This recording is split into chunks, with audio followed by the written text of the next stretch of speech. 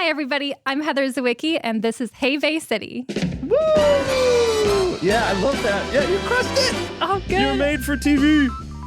You're Wheel of Fortune famous on TV. I pulled up Facebook, and I see your name all over the place, and I see a Wheel of Fortune. Yeah. I'm really excited to talk to you about your experience. Did you grow up watching Wheel of Fortune? Oh, absolutely. Oh, really? Okay. Oh, my gosh. Yeah. So my family grew up watching it, and we had the game as well. Like, remember of course, Windows 98 computers. We had the floppy disk of Wheel of Fortune, and See, it I was an Oregon Trail guy. Oh, that too. All of them. Classic. And so Wheel of Fortune, like I remember the floppy disk game, we would all sit around the huge desktop computer and it was like neon graphics. And so we would play that. And then throughout the years, we would get the board games, the card games, the video games. And then my grandmother, who she's gone now, but she loved Wheel of Fortune and we were really close. So it was just amazing to be able to go on the show. What was it that I'm interested about this? It's like some families are Monopoly families. Some families are Dungeons and Dragons, or some families like coat every room in their house with Legos. What was it about Wheel of Fortune that was so compelling to your family to go all in on this? Right? I think the fact that we could all become, it's kind of like the timer is going and you have to solve the puzzle. Yeah. You want to solve it before even the people on TV get it.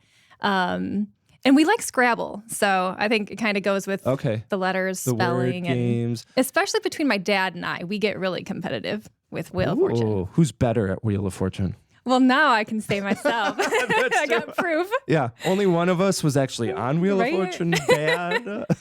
Yeah. I think there's also an element of accessibility with Wheel of Fortune because you're watching Jeopardy. And you're thinking, I would never be able to be on Jeopardy. Every once in a while, there's a question, and you can feel like a stud. But absolutely, you're looking at these like in the 3rd century China, what was its chief export? And like, I don't know. Where do they store that information? Yeah, but you can stare at a bunch of blank squares and kind of hack your way through it and have some fun along the way. Absolutely. So let's start at the very beginning of this process. Like, how do you go about? Do you send in an audition? Yeah.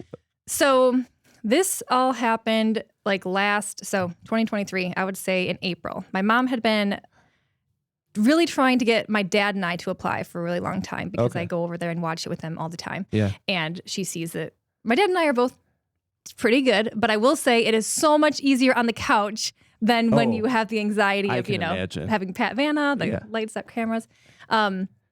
But she kept on telling us, you need to apply, try to go on and be a team together.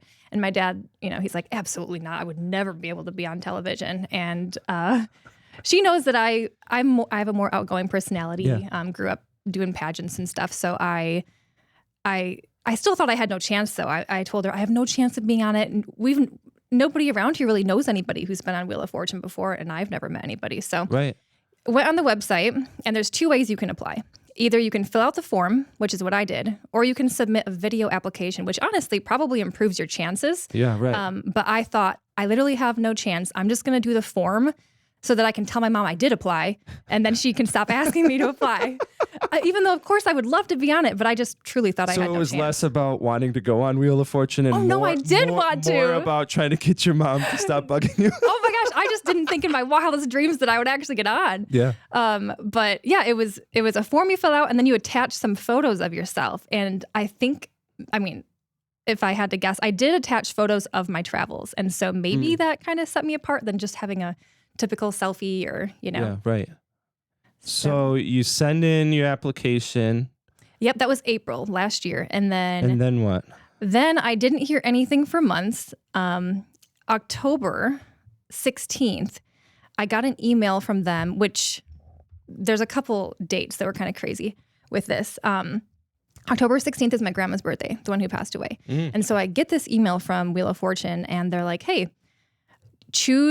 click this link and choose one of these dates and times to have a 5-minute virtual interview with us.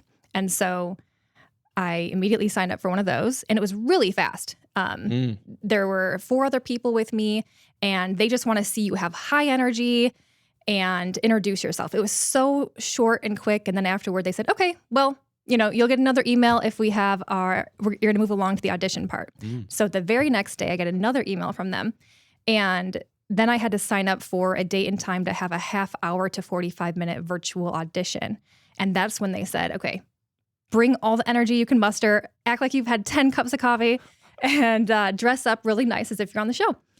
So I signed up for that. And then I think the date that happened, you're in this virtual Zoom with one of the contestant coordinators who kind of chooses who's going to go along or passes the people along to the producers. And they had some toss-up puzzles, which are the ones where you kind of buzz in, and they told us to just grab a pen and click it when you want to shout out the answer. So you do some of those, then you move along, and they take you one at a time. So it was just me and then the contestant coordinator. And they put up, I think it was 6. It was either 4 or 6 puzzles at a time. And they don't have letters coming up. It's like what you see is what you get. They have a couple letters on the board, and they just want you to solve the puzzle as best you can. All of them that you see, they did 6 different categories, and they want you to talk through the process of what you're thinking, trying to solve this. Oh, and interesting. So, yeah, it was cool. So you never know if you were right. I mean, you can think some Right. of them you're like, oh, that's definitely got to be. Why do you think they wanted you to talk through the process? Was it I don't want to say of trying to evaluate how smart you were, or is it like Oh, yeah. stage presence or what? I think I would say it's a little bit of all of that, because when you're watching the show, especially during the bonus round, when that clock is ticking, I think they only have 10 seconds. If the person just stands there quiet, it's not as fun as seeing them, oh, I think it might be That's this. true. So I think they want somebody who's comfortable being vulnerable and maybe saying things that might sound stupid, but hey, at least you're trying. And that's what you do at home. That is kind of the fun part. I mean, you hear, I would like to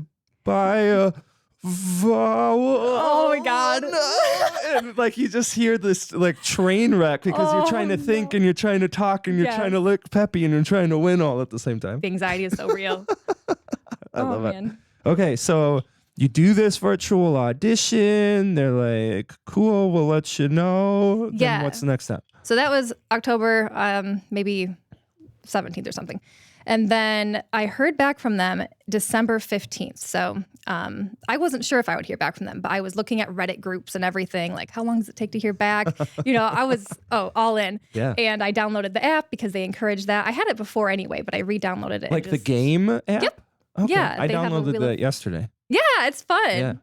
I'm terrible at Wheel of Fortune. Are you really? Yeah, I mean, I sent you that message that it would be fun to like try to play Wheel of Fortune, and then I thought about how stupid I'd look. I'm Do just it. terrible at word games like Scrabble. I look at all the letters and I'm like, I see an R and an S and an E, and I have no idea That's what so word. fun. Yeah, So they reached out December 15th. I got an email, and I was not expecting this at all because some people said it could take years. They keep a contestant pool for a long time.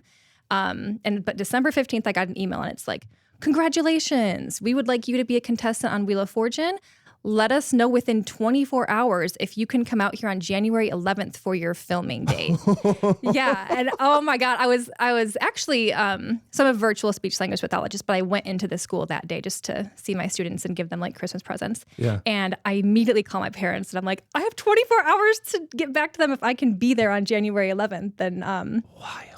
oh yeah. And so that's when I started thinking, okay, do I really want to go on national television and risk freezing up and just looking so stupid on Yeah. national television? Yeah. This is real. It's really happening now. And I thought, if you don't do it, you'll regret it forever. And I'm so happy that I did it. So Wild. from then, they told us basically the only thing that could ruin it for you. Well, sorry, I'm going to be all over the place remembering details here. No, you're fine. So they did say they record 6 episodes in one day. And so that would be, 3 contestants an episode, 6 episodes, 18 people. But they had 21 people come out because they have 3 alternates Oh. just in case, a flight is delayed or somebody's sick. Or, somebody comes and they just freeze and Yeah. cannot do it. Yeah, they don't show up. Yeah. So they told us like you're not guaranteed to be on the show, but basically I think I kind of imagined that the people who would be alternates for the most part would be people who live in California because they can always, and that's what happened. Okay. The alternates on our show were all people who lived in California who could come back on a different day. Right. A little bit less of a bummer if you don't make it that day. You're like, well, what are you doing next Tuesday? And you can just drive over there. Exactly. No. Okay. So it was 21 people, and I flew. Let's see. So we flew out, and this, by the way, January 11th was right when you guys were getting dumped on with snow, like that horrible storm. Yeah. So I was supposed to fly out the day after the day after taping on the 12th, but everything, like our flight was canceled and delayed probably 8 times. Oh, wow. But I'm glad we missed the whole horrible storm here, and I got to be in California. Right. Did you go into the training before when you got that? Congratulations. Like, are you looking on like strategy, technique, training? Oh, yes. Yeah. I was obsessed, probably embarrassingly so obsessed. My brother has some video game systems, and so I'm like, we're buying PlayStation Wheel of Fortune, we're buying Xbox Wheel of Fortune. I'm watching on Pluto. Pluto has a 24-hour Wheel of Fortune channel that was on constantly. So I'm just watching Wheel of Fortune all the time and playing the app as well. And I'm not going anywhere because I'm not going to risk getting COVID and not being able to be on the show. That's true. So I had no life. I didn't do anything for New Year's Eve. Like, no, I'm just staying here. And I also really got into manifesting. So I had this notebook and I wrote 3 times in the morning, 6 times in the afternoon, 9 times at night. And I would just write what I wanted to manifest. And I was like, the wheel is so good to me. I solve puzzles accurately and quickly. Yeah. I make so much money. And wow, so you went in deep. Oh my gosh, yes, I lived and breathed this for sure. I love it. So you show up there to the set. Kind of walk me through now that it's go time. What's happening? So I got there a couple days early just to make sure that there weren't any issues with flight delays, of course. Smart. And so that morning we have to get there at 6:45 in the morning, and taping doesn't start until noon. So you're there for like 5 and we got there at 6:30 probably. So 5.5 hours of we get there. All 21 of us get to meet. Everybody's dressed really nice. You can bring you had to bring a second outfit too, just in case whatever outfit didn't work with the camera. Okay. And the lighting and things. And so we also found out before we went out there what the theme of the week was going to be, which the theme was National Geographic Expeditions, which was so freaking cool. I was so excited. And it was perfect for during my interview, an audition process, I talked about my month-long solo car camping trip a lot. And I think that really is what set me apart. Yeah. And it was like the perfect thing to put me on National Geographic expeditions. Oh, right. So, look at that. Yeah. So I think that's definitely how I got on relatively fast, because some people wait so long. I've had many people message me actually like, how long did it take you? Because we've been waiting so long. But especially when you said that some folks had said it might take years to get that congratulations email, but you got it right away. One of the contestants said that they applied in like 2014 or something crazy. And so don't give up. If anybody applies. There's still a chance for you. Absolutely. Can we talk about this car camping trip? Yeah, because I have a personal obsession with like van life and things like that. So it was a solo car camping trip. Where did you get that idea to go do that? Well, I lived in Colorado for a few years, and I kind of got the hiking bug, and I really liked that. And I lived out there by myself, so I would just go on these little like weekend trips. I went to the Great Sleeping Bear Dunes out there, and that was the start. It was just so liberating, especially because before we started talking here, you were mentioning how you had anxiety before. And at the time I had really bad anxiety. And so kind of facing a fear really helped I don't know, it just really helped get over the anxiety, because I kind of showed myself what I was made of. Yeah, you have to work through the discomfort. Exactly. Yeah. Yep. And to have only yourself to do it, Yep. So I've seen girls on YouTube. I'm in a lot of travel groups for just girls on Facebook and things like that. And I just really admire these BA, I don't know if I can say that, so I'll just say BA, women who go and do these solo trips. Especially because so many people, when they hear that you're going to be doing that, they're like, oh, without a man? Like, you're just going to go by yourself? That's so, you're going to be killed. Yeah.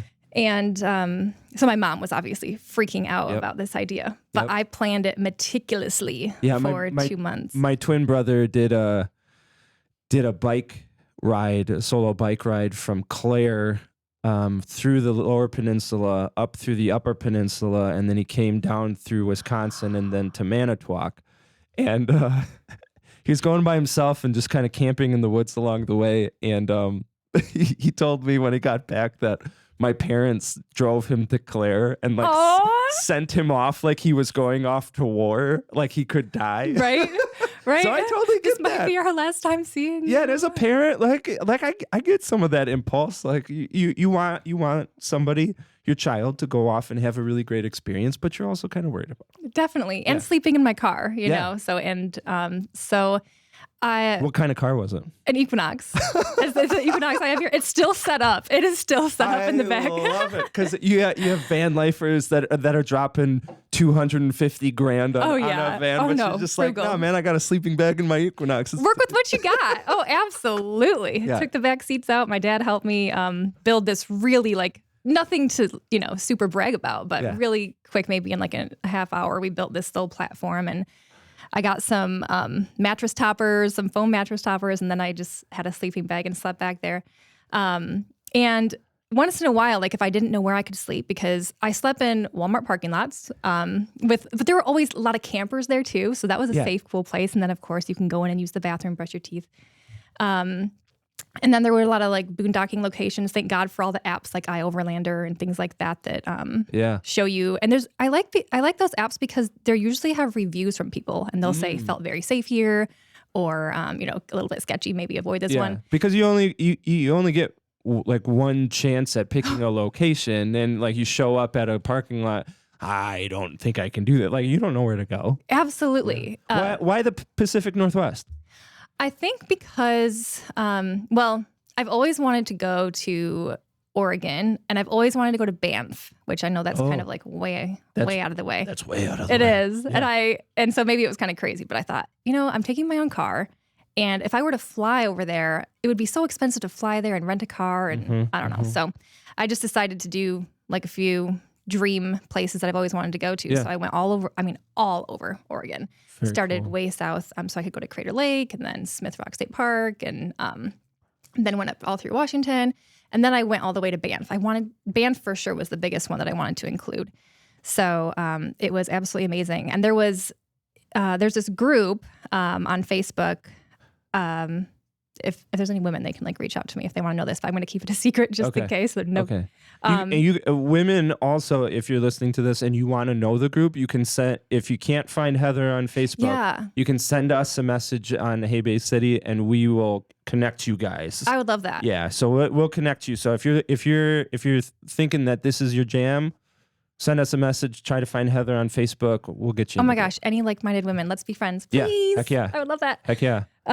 So in this group, women basically who enjoy doing solo road trips or anything like that, and they want to have a safe place to park, they will volunteer their address and say, you can come and park in my driveway for a safe dope. place to park overnight. Yeah. Yeah. So there were 2 women, amazing women that I met doing this. One of them was a veterinarian, and she ended up actually going camping. And she's like, you can just stay in my house while I'm gone. I'm like, what? You're just gonna let me have your whole house? And and she's like, yeah, you're really cool. So yeah, I got to have her whole house. She had a jacuzzi, and it was amazing. And then once I had left, we kept in touch, and she invited me to go camping a different time while I was there. So we met up and went camping. And then another woman, she was on the show Naked and Afraid twice. Really? Yeah, so I got to What's stay her on her first name? property.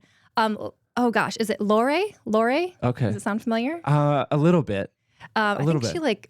I think she twisted her ankle or broke her ankle on one of the shows. But Oh, it was really cool to just pick her brain and Yeah.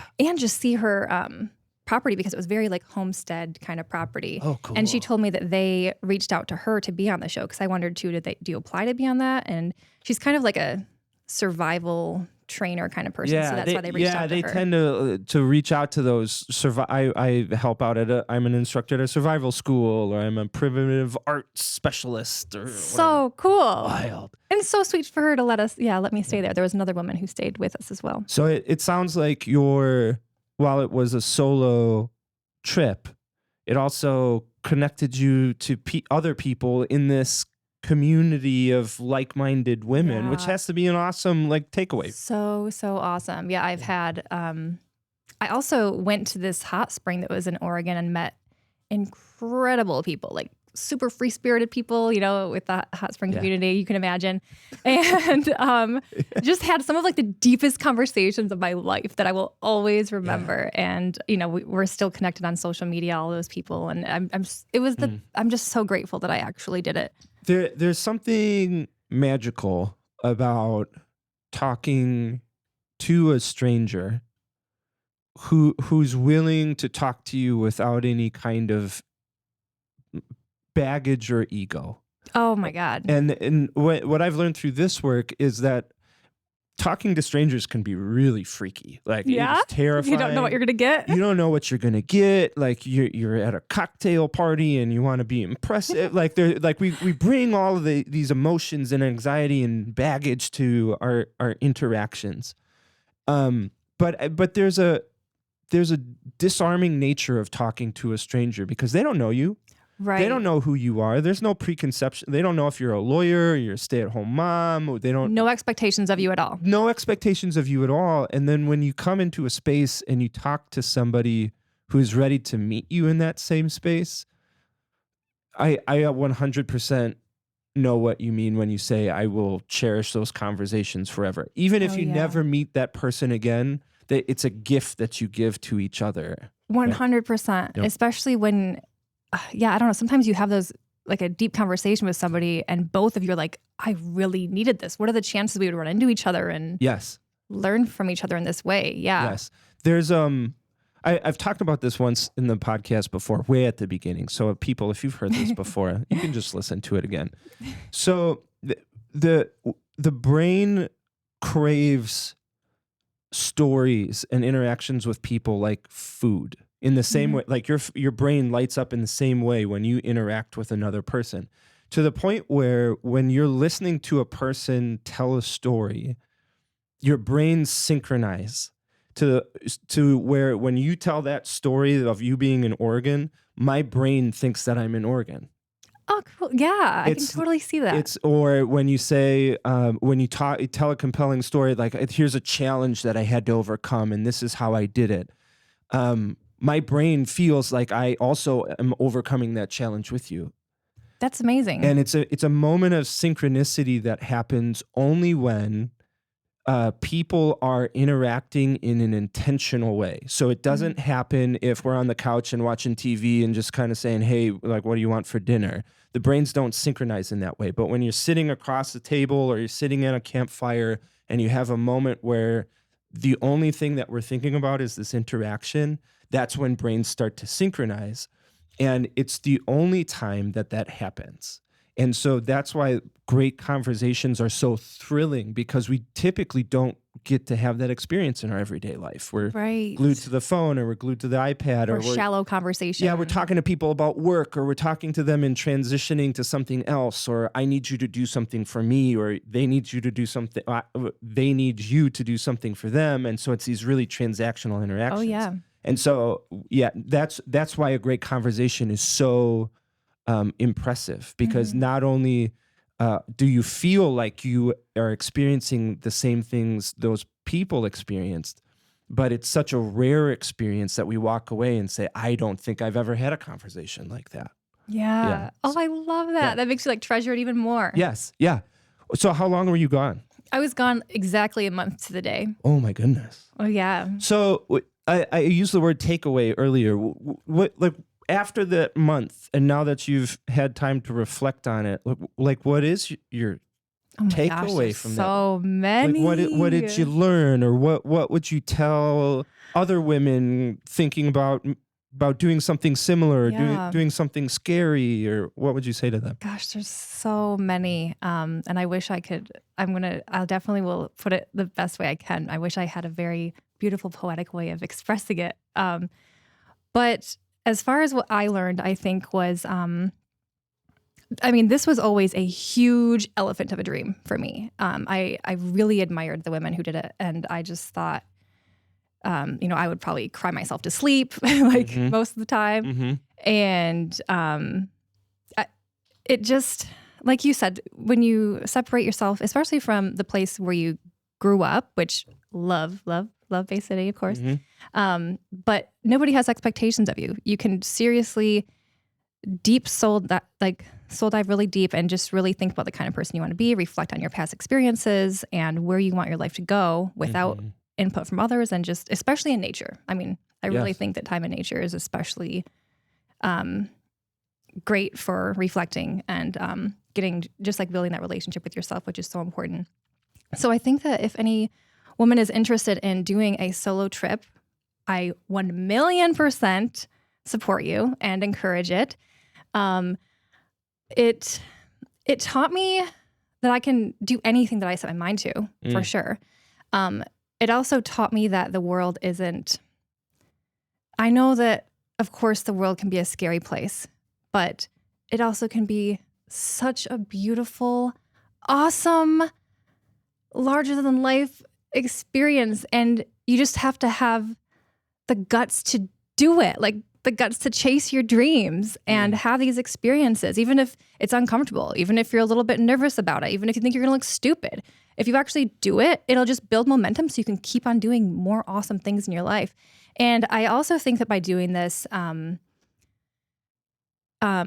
think that if I ever get into a situation, and this, I guess one example, and it's not just in regards to relationships, but I will say, if I'm ever in a relationship that happens to not be healthy, like a romantic relationship or anything like that, I can remember that I was single and did this insanely amazing, cool experience and made a dream come true for myself.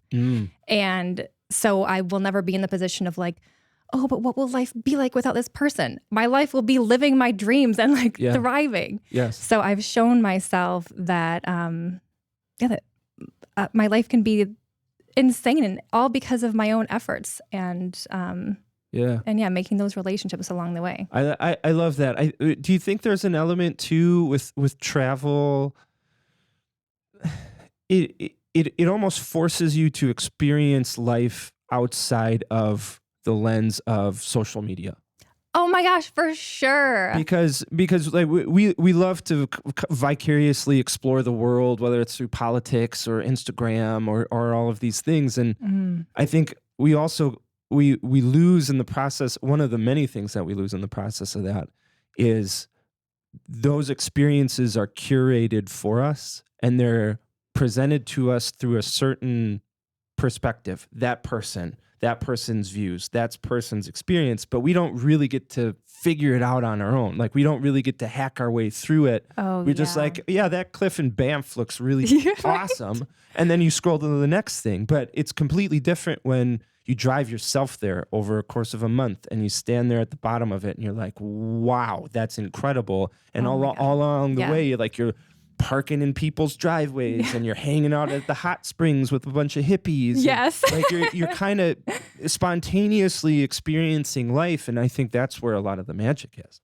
Yeah, for sure. Yeah. And I remember I did so much hiking. Like every day I hiked really long trails, like, 5 to 9 mile hikes every single day. The longest hike I did was 14 miles. Dang, how long did that take? Oh gosh, I don't even know if I remember, because I really took my time too. That was Tunnel Falls. If anyone wants to, it's amazing. It looks like something straight out of Lord of the Rings, because you go behind the tunnel and it's just mossy, like rock walls all around you. It's so cool, amazing. But I also, because I was alone, I didn't want to have headphones with music in, just because to be safe. I don't know what's going to creep up behind me. Right. So that was another thing that was unique and a magical part of the experience, was I was in silence, just with nature. And so had my thoughts, and it gave me a lot of time to like compare hiking struggles with life struggles and things that come along. Like there'd be parts of the hike like, oh my God, this is really killing me right now. I can't believe that there's no end in sight of this incline. And then the view at the top, of course, is absolutely amazing. And I think this was so worth it. And so you can compare it to life. Like, you even if it's really, really hard right now, once I turn the corner, it might just be, one of the best years or moments of my life. Yeah. It was really, really awesome. And I'm grateful. And there were times too during the trip where I'd be exhausted and I'd think, I probably need a rest day tomorrow. Maybe I shouldn't do the hike. But then I'd think, you know what? Like, I'm going to give myself some tough love here and think, when will you be out here again? It's true. Whatever. Just be sore. Who cares? Go look at the views. Yeah. What you said about silence, I was listening to somebody a couple days ago, and they were talking about our chronic busyness, that everybody's so stressed out and everybody's so burned out, but we're addicted to that kind of stress. And one of the reasons why we love to fill every spare moment we have. I mean, as soon as we have 5 minutes, it's picking up the phone. It's filling that time with something. One of the reasons he said that is because we're afraid to be with ourselves. And in the process, amen. Yeah.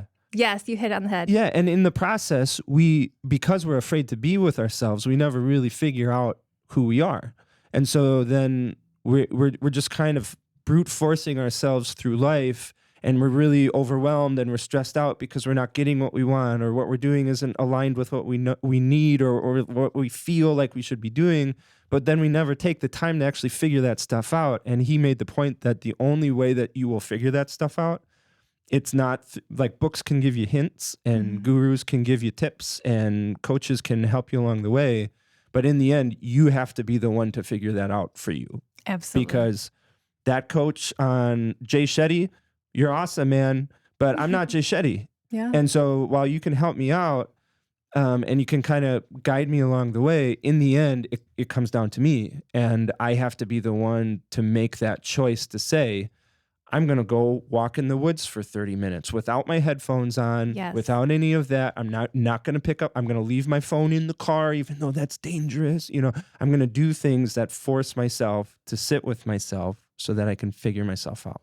And it's the best thing you could ever do for yourself is, nourish that relationship with yourself. Yeah, I love it. So you go to Wheel of Fortune. Oh yeah, quick, easy transition. Yeah, we got. Who knew that Wheel of Fortune would turn existential? That's awesome. I love it. So did you get to like meet Pat and Vanna before you went on stage, or did you just like go out there and you're like, oh crap, I'm so overwhelmed? Right. Pat, yes. Okay. I mean, wait, Pat, I was so overwhelmed. Yes. Yeah. So we did not meet Pat until right when he's walking out. So when you guys are seeing him walk out, that's when we're seeing him walk out. And it is like, oh my God. That's it's go time. Yes. Yeah. That's why when I met him, I'm like, hi, Pat Sajak. Like, oh my God, you're right here. Hi, Pat. Yes. Oh my gosh. Did your voice get higher like that? Probably. Oh yeah, I bet. I mean, I definitely noticed my nervous laugh on TV. It was funny. But so the schedule was like, so we get there at 6:30. We go through security, and then they had like breakfast burritos for us, and we had a big talk from the producer who was just telling us like, he's like, you're not one of thousands of people. You're not one of 10,000s of people. You are one of hundreds of thousands of people who applied and actually got chosen to be on the show. Oh my goodness. And yes, that was cool to hear that. And he's like, what do you think makes us want to choose somebody? And so we're raising our hands, like knowing the rules of the show, having good energy.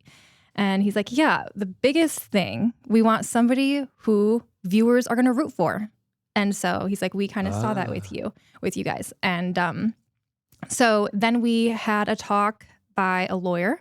He kind of spoke to us for a while just about confidentiality and keeping the integrity of the show. He talked to us about how in the 50s, when game shows first were coming about, I guess, I'm trying to think of the exact game show he was telling us about. I can't remember, but he said that when they first came out, they noticed that viewers would maybe have a favorite person they were rooting for.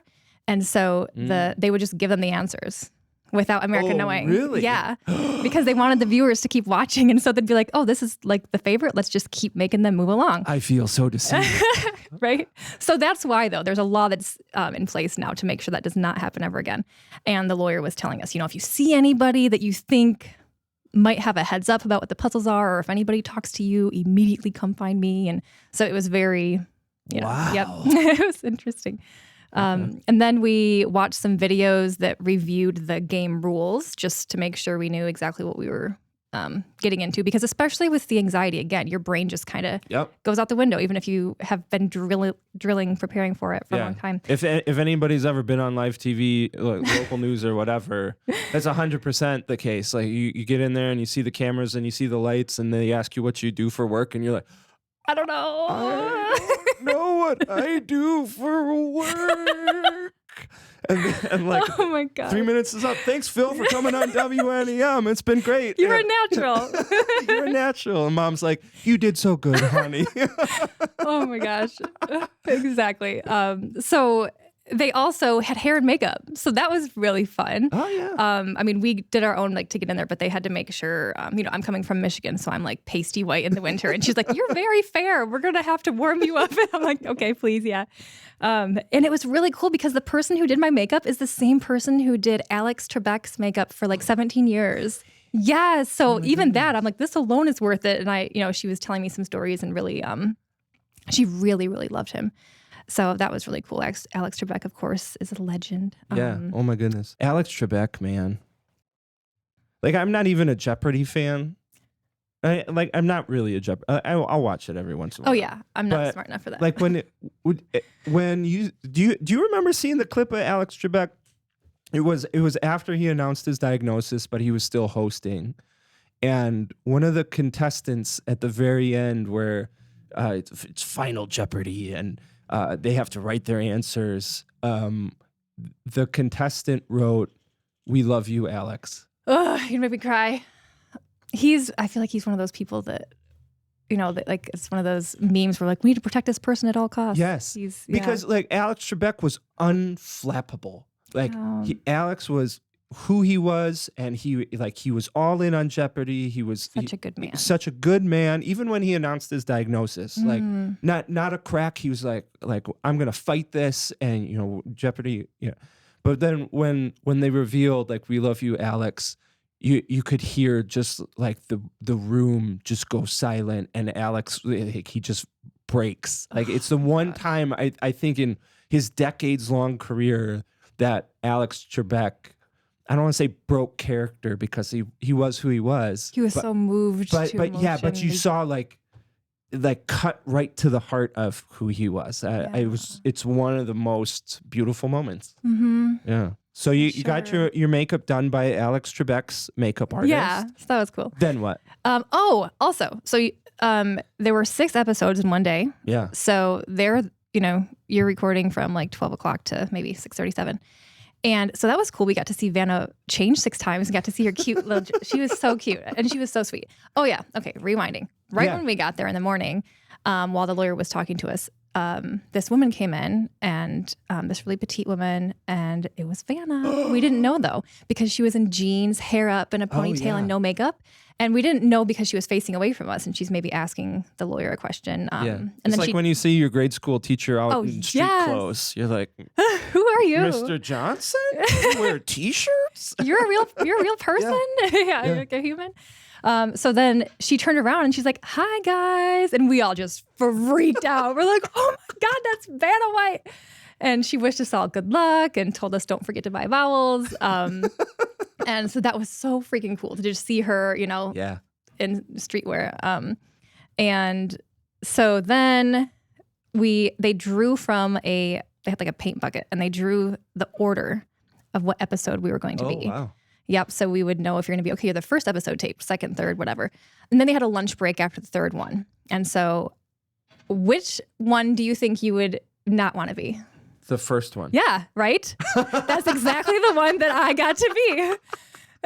And that's lucky you. Right? Oh my gosh. I'm like, this was not in the plan. Yeah. Oh my gosh. Yeah, because if you get to see other people's episodes, you get to think like, oh, I got to watch my nervous laugh, or like they screwed up that rule. Prep your brain for solving puzzles. Yeah. Yes. A little warm up, but you got to go first. Yes.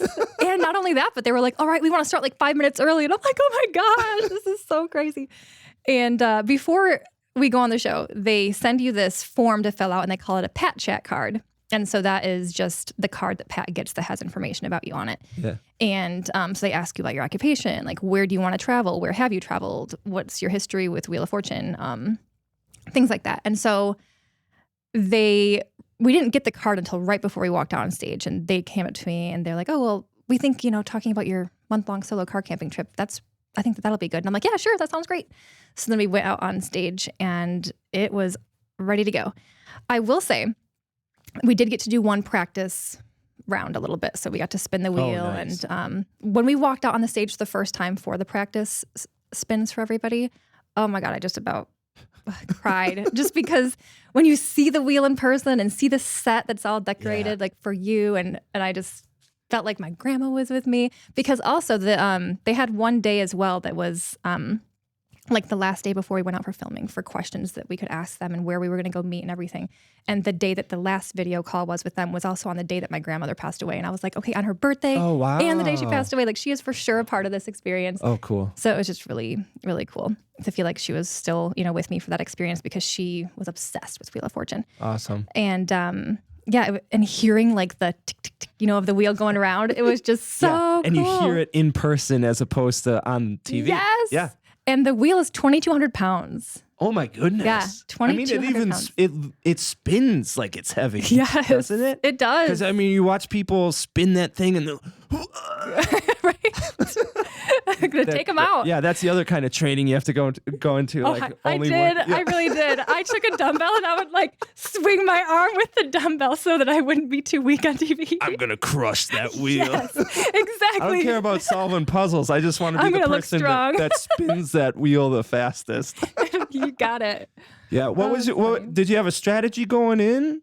Oh, that's another thing. So I did look up tips online, what are the most common vowels used and things like that. And even for the bonus round. And the most common vowel used in the bonus round is an O. Oh. In case anybody's curious. Okay. After they do the R, S, T, L, N, E. Yeah. But also there's an acronym that people use. And if you watch the show, you'll probably notice a lot of times people call the letters in this order. And the acronym is EAT IRONS. EAT IRONS. So a lot of times people will call the consonant T first, and then R, N, and S. And those are the most commonly used letters on Wheel of Fortune in the puzzle, when you're spinning the wheel. And then the most common, the order of most prevalent vowels would be E, A, I, O for EAT IRONS. Okay. So if you're ever on Wheel of Fortune, remember, EAT IRONS and call them in that order. If you win Wheel of Fortune, people at home, you send that paycheck. Right. To Heather You're Zwicky. welcome. Yeah. So you had the strategy. Yep. How did the game go for you? It went really, really well. I remember I just thought when we were first standing up at the wheel, I was standing at the blue space, which is actually the furthest away from where Pat is standing, and I couldn't hear him very well. So that made me a little bit nervous. Yeah. That'd be freaky. Actually, and it was cut from the introduction, thank goodness. But I actually, when you're talking to somebody and you don't hear them, but you still go, yeah. That's what I did. That is what I did. And then I looked around and saw the audience and the cameras. I'm like, Heather, you are on national television right now. What if you actually said something that you're supposed to respond to? So then I leaned over the wheel and I'm like, I'm so sorry. I didn't hear what you said. So then he repeated himself. But luckily they cut that out. So didn't have to. Wheel of Fortune. Yes, thank you. So that was cut. But I was just thinking, I felt like I was going to pass out. The anxiety, I was so scared, especially being the first one, just because I felt like I didn't really know what to expect. And it is a pretty it's a fast-paced game. So fast. You're there. They roll tape. You got a game going. He's like, "Tell me about yourself. We're doing another game." Yes. You go. Tell me. We're doing another game. Thank you for acknowledging that. It is so fast, especially in person. And during the practice round, one of the producers was behind us and go, spin, spin, spin, spin, because I would think I could take a beat and then spin, but no, it is just go, go, go, go, go, go, go, go, go. And then, so yeah, sorry. You have to spin really fast and spin and just keep it on going. And I was just thinking, please, God, let me solve one puzzle. If I solve one, I will just be so grateful that I just won't look, just for my dad. I want to make my dad proud. Yeah. Because my mom went out there with me and my dad was at home. So I just really wanted to impress him. And so I didn't get the first one right, but I think my brain was just not even on yet with being able to think. And so once the first puzzle was solved, I solved the second one. And after that first one, the first one that I solved. Yeah. What a freaking relief that was. And then I kind of just had some confidence momentum, I guess, because I kind of, because you not were to winning brag, at but one point. no. Oh yeah. I did really good. I solved the most puzzles on my episode, which is you did. a dream. Oh my gosh, it's so cool. I'm so grateful. Yeah, you were at one point at like 20,000 or something like that. Yep. Yeah, and then what happened? So there is something called the prize puzzle on Wheel of Fortune, and that is where, like, if you solve the puzzle correctly, you automatically get this prize, which was a trip. On my episode, it was a trip to Panama, Colombia, and so she solved that one right, and that trip was worth $16,000. Oh my goodness! Yeah, one trip worth 16 grand, and so I think I had $10,000 maybe when she had gotten that. And so it put her way ahead of me up to, $19,000 or something. Yeah. And then I think she got 2 other puzzles correct. And because of that, when I watch the show, most of the time, whoever gets the prize puzzle right, automatically, you assume they're going to go to the bonus round. Yeah. Because it just is so much money. Yeah. I mean, the value of the you trip. get $16,000. You could solve not a puzzle and still end up winning. Yeah. Absolutely. Yeah. Yep. Wow. And so, but I'm thrilled that mine was all cash, like $20,200 is what I ended up with. Wow. And getting the triple toss up was so much fun. Yeah. Tell me about the triple toss ups in case folks at home aren't Yeah. familiar. So the triple toss up, that is one where you don't spin the wheel, but letters just start coming up on the board and you have to use the buzzer and try to solve it before the other 2 next to you figure it out. Yeah. And so the category was around the house for mine. And the first puzzle, which I've gotten some slack for this from some people, but I'm like, you go on TV, okay? Yeah. And listeners at home, if you're thinking that, you're like, you go on live TV. Yeah, you go on Wheel of Fortune. Yeah. And so the puzzle, the first one was floor lamp. And so I got so lucky with that too, because one girl buzzed it and she said flood lamp. And I don't know why, but my brain even was like, oh yeah, it's flood lamp. And then it wasn't flood lamp.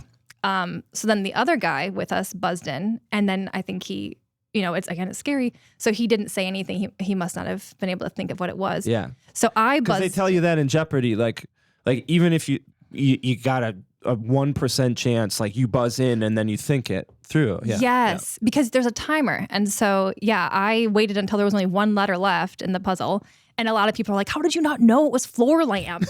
And so I buzzed in when there was only one letter left and I still didn't know it. And I looked over at the used letter board because there is I can explain that to you, how the setup of everything is. And I saw the R was still up there. I'm like, floor lamp, that's a thing. Yeah, I think floor lamp's a thing, floor lamp. And it was right. And so, and you could see Pat Sajak made a face like, wow, that was weird that it took all 3 of them and they still didn't guess that. Yeah. Yeah, we don't have to go down this rabbit hole, but Pat is very transparent about what he thinks about what's happening and about what you said. And I think he was talking to you, and you were talking about your camping trip, and you're talking about going Pacific Northwest, and he goes something like, "Well, that's all I have to. Yeah, that's all I got for you." He goes on to the next person. Oh my gosh, yes. Part of that is that I didn't have anything else on my card. Oh, I kind of wish they would have put that I'm a speech language pathologist, and then I could have talked about that or something. But he probably was like, literally, there's nothing else on this card, and yeah, that's all I got. And I think, and he said that too after I did that whole awkward. I'm so sorry. I actually didn't hear what you said, and so I think that's why he was probably like, okay, we're just gonna move on. We're just gonna go on to the next contestant. Oh my gosh. So you get to that last puzzle. Oh yeah. And then she wins. Like, walk me through what you're thinking at the end of the game. So after the whole game, I was like, another thing that I was manifesting. I know that, but I really. No, you can say it. Yeah, say it with pride. I was manifesting this. I looked at the National Geographic Expedition website because I knew that was the theme, and I just thought I better check it out. And I was looking at where they go. Just like, I wonder if there's any places they go that I would love to go to. Of course, everywhere I would love to go to, but they go to Antarctica. Ooh. And I wrote that down on my Pat Chat card. Like, where's the number 1 place you want to go? Antarctica. Because it's untouched. It's just so cool. How many people in their lives can say that they've gone there? Right. So when I wrote it in my notebook too, like Antarctica, and I was thinking, what could they call it? And I was watching the videos, and they called it like the Great White Continent. And so anyway, when I walked on the stage, I looked over and they had this whiteboard that had the Antarctica expedition. And I thought, oh my God, this is really happening. Like, I have a gift. The universe is like literally just making. Yes. This is insane. What are the chances that, like, on my episode, they're going to Antarctica of all places, and I got the wedge. I got the wedge with Antarctica. Yeah. So, I was so excited. Wild. I thought I was going to be able to get the trip. However, they had a rule. Sometimes on episodes, if there's a wedge with a vacation, if you solve the puzzle right, you get to keep it, kind of like the prize puzzle. Yeah. But they had a rule of on this one where you had to solve the puzzle correctly. Or wait, I'm sorry. You had to get the wedge, and then for the rest of the game, never get bankrupt, which I didn't. But then you also had to go to the bonus round, and you also had to get the bonus round correct. Oh, wow. And then you could keep the trip. Oh, wow. Yeah. So it was a lot of hoops to jump through. Yeah, that was a lot of hoops.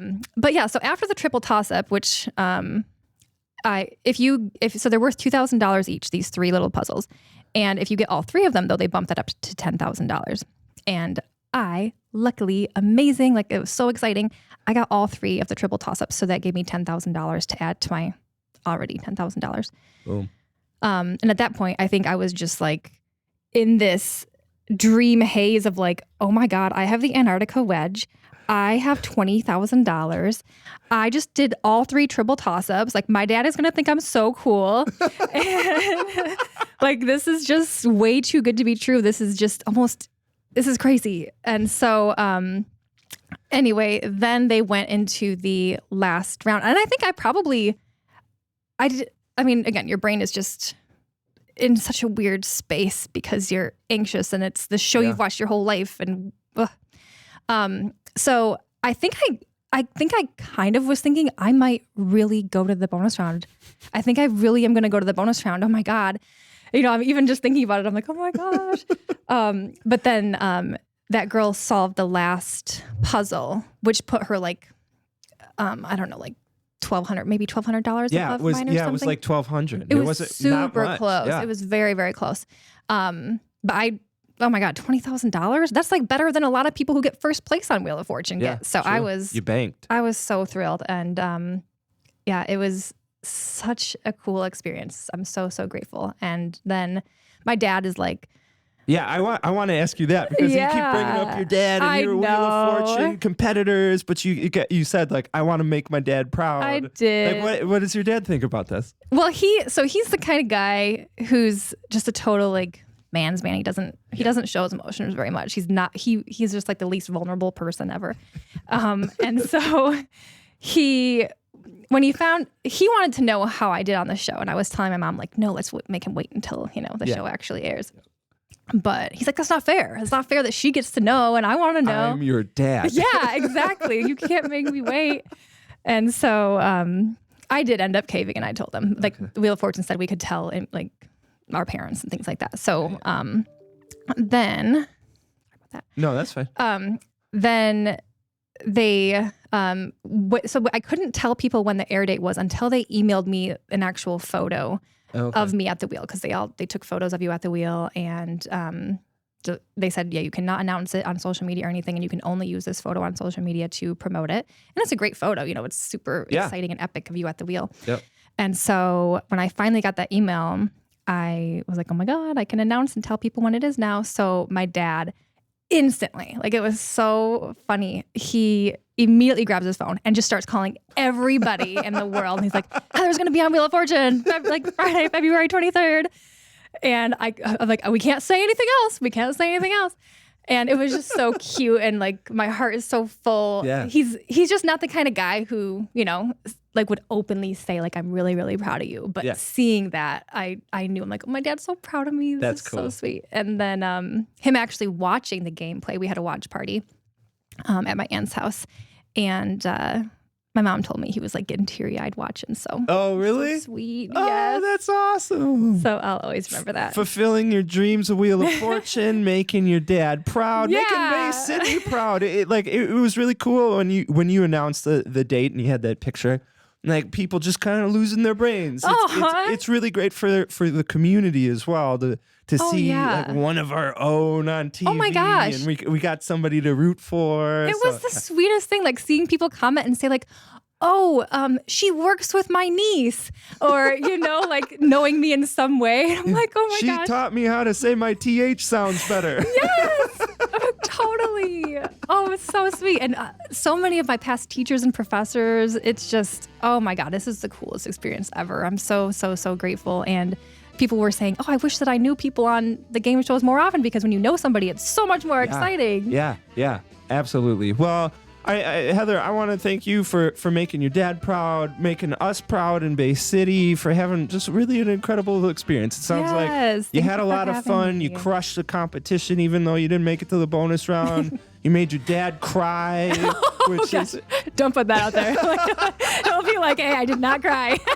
I had something in my eye. Yeah, that's right. That's exactly right. Yeah, so I want to thank you so much for coming on the show. And do you have another game show that you'd want to be on in the future? I think Price is Right would be really cool. They said Okay. I have to wait a year before I can apply for any more game shows. But yeah, Because you see folks absolutely. on like reality shows, like you see them on Big Brother, and then they're on another one, and then they make a career out of it. They so, do. They yeah. get the bug, and so yeah, that'd be cool. And they did tell me. So anybody who wants to apply, they're like, tell everybody to apply, because we're always looking for people. And so Pat's going to be done in June, and then in September he's replaced by Ryan Seacrest. Okay.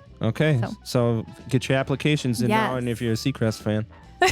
Heather, thanks so much for coming on the show. Thank you. Yay. Awesome. Thanks. Cut. You're awesome.